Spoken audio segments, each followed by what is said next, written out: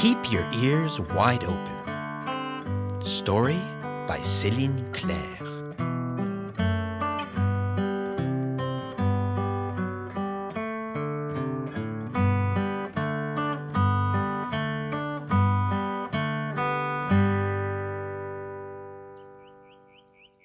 Knock, knock.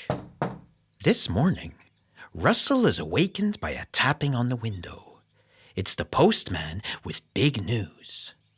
Your brother writes that he'll be coming to your place for a few days. He's arriving tomorrow afternoon. Russel jumps with joy. It's been so long since I've seen him. Thank you, Mr. Postman.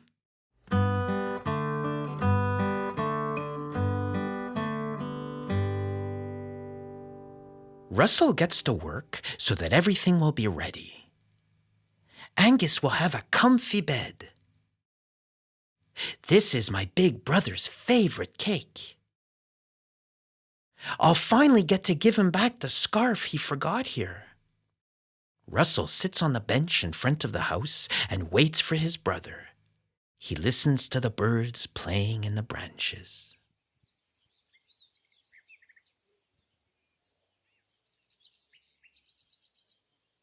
Choo, choo.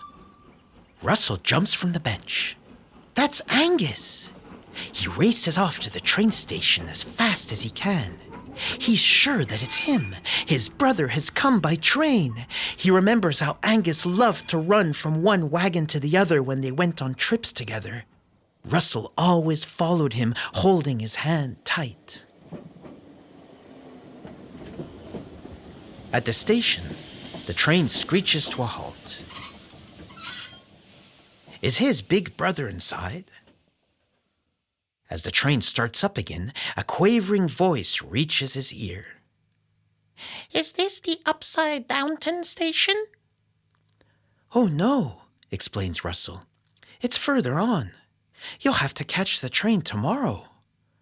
Oh, I shall sleep on this bench. Russel thinks of the cozy room he prepared for his brother. It's big enough for two. So he says, "Come spend the night at my place."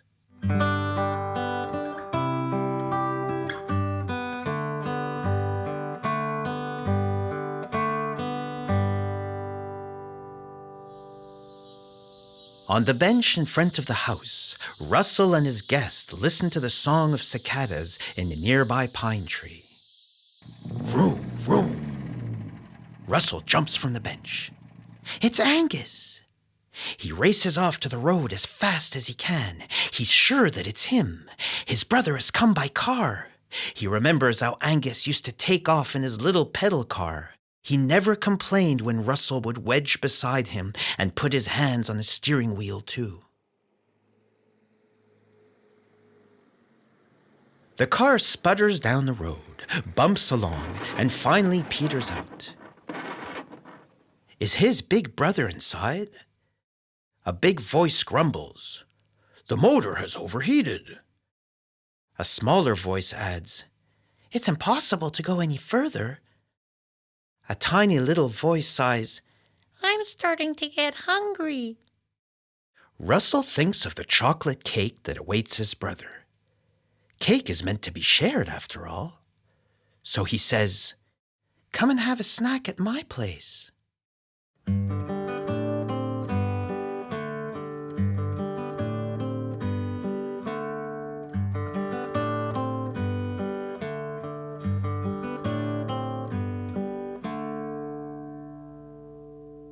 On the bench in front of the house, Russel and his guests listen to the wind blow through the tall grass. Toot, toot. Russel jumps from the bench. It's Angus. He races off to the river as fast as he can. He's sure that it's him. His brother has come by boat. He remembers how Angus would help him make paper boats and sail them on the water. At the river pier, a boat docks. Is his big brother inside? Russel hears anxious barking in a panicked voice. My dog has fallen in the water.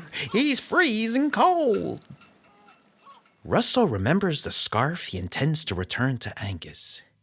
He could always give it back to him another time, so he says, "Come and warm your dog up at my place."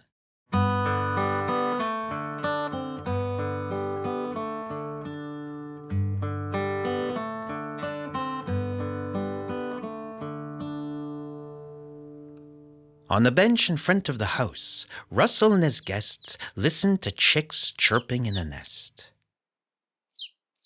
The cool evening air gently descends upon them. Russel is worried. His brother should have arrived a long time ago. Everyone silently enters the house. To comfort Russel, they all pitch in to prepare a tasty soup and start a nice warm fire.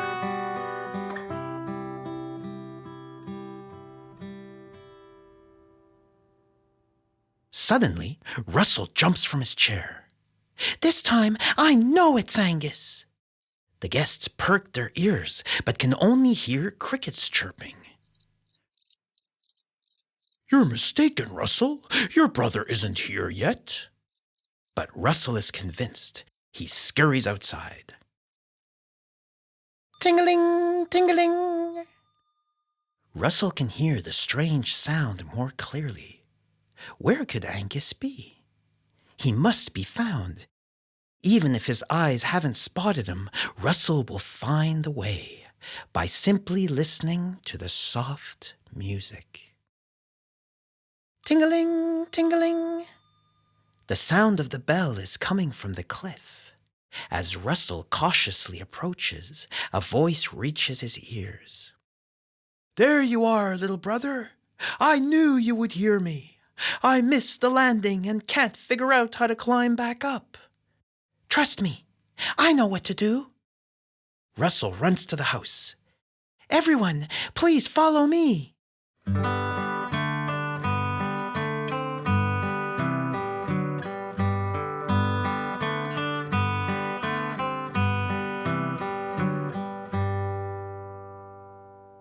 In no time at all, they devise a rescue plan.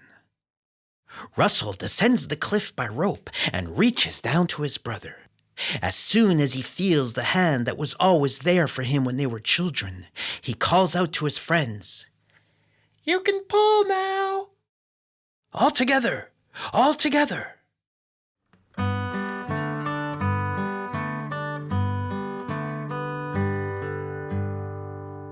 In no time, the brothers are safe on firm ground. Angus was rescued. A tiny little voice calls out, "Russel, how did you know that the bell no one else could hear was your brother's?"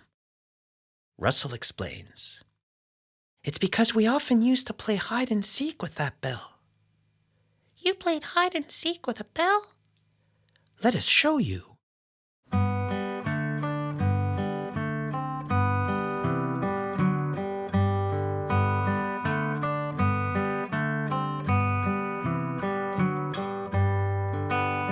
Up on the hill, every time the bell rings, it's hard to know where the sound is coming from. In the dark, your eyes can't see anything.